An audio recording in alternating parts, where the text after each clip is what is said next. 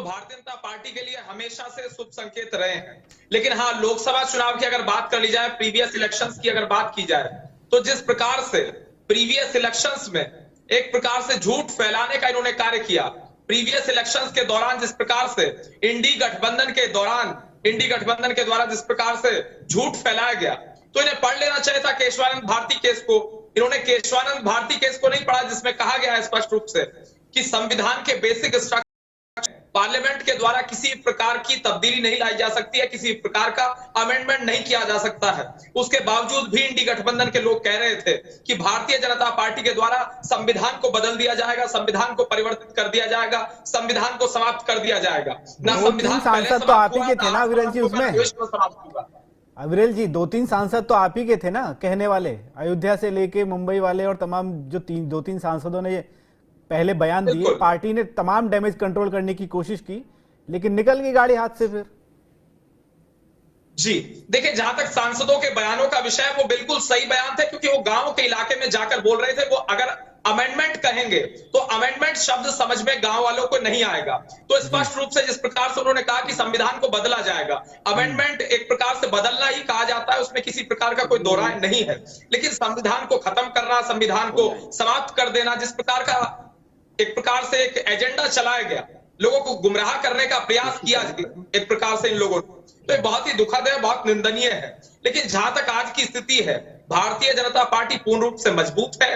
माननीय मुख्यमंत्री योगी आदित्यनाथ जी के नेतृत्व में भारतीय जनता पार्टी निरंतर आगे बढ़ रही है।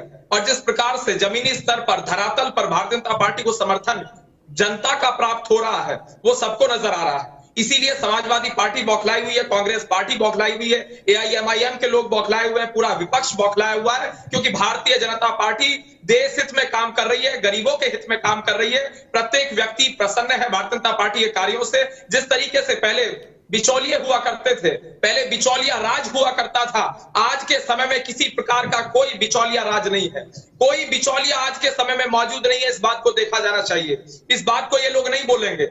आज कोई बिचौलिया नहीं है। पहले रुपया घिसा करता था, अब रुपया घिसता नहीं है।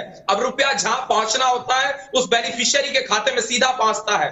प्रधानमंत्री जनधन योजना को देखा जाए, उज्ज्वला योजना को देखा जाए, और जिस प्रकार से हमने शौचालय देने का कार्य किया, आवास बनवाने का कार्य किया, आवास योजना चलाने का कार्य किया, गरीबों के हित में कार्य किया, तो गरीब आज प्रसन्न है, माताएं बहनें आज प्रसन्न है। महिला सुरक्षा के हित में हमने कार्य किया, महिला सुरक्षा के लिए हमारे द्वारा जिस प्रकार से कार्य किया गया, वो सबने देखा है। इसीलिए भारतीय जनता पार्टी का जो विजय रथ है, वो निरंतर आगे बढ़ रहा है, जिससे पूरा विपक्ष बौखलाया हुआ है। चाहे वो गांधी परिवार हो, या उत्तर प्रदेश का यादव परिवार हो, अखिलेश यादव जी हो, या बिहार के लालू प्रसाद यादव जी और उनका पूरा परिवार हो, ये सब लोग आज के समय में बौखलाए हुए हैं। चाहे पश्चिमी उत्तर प्रदेश की बात कर ली जाए, पश्चिम से शुरू कर लिया जाए, सहारनपुर से लेकर गाजियाबाद तक की बात कर ली जाए, बागपत मेरठ को देख लिया जाए, जिस प्रकार से भारतीय जनता पार्टी के प्रति लोगों का लगाव है, तो वो सबको नजर आ रहा है। हम विकास के मुद्दे पर चुनाव लड़ते हैं, हम इंफ्रास्ट्रक्चरल डेवलपमेंट के मुद्दे पर चुनाव लड़ते हैं, हम राष्ट्रवाद के मुद्दे को लेकर जाते हैं, और जनता इस विषय का स्वागत करती है।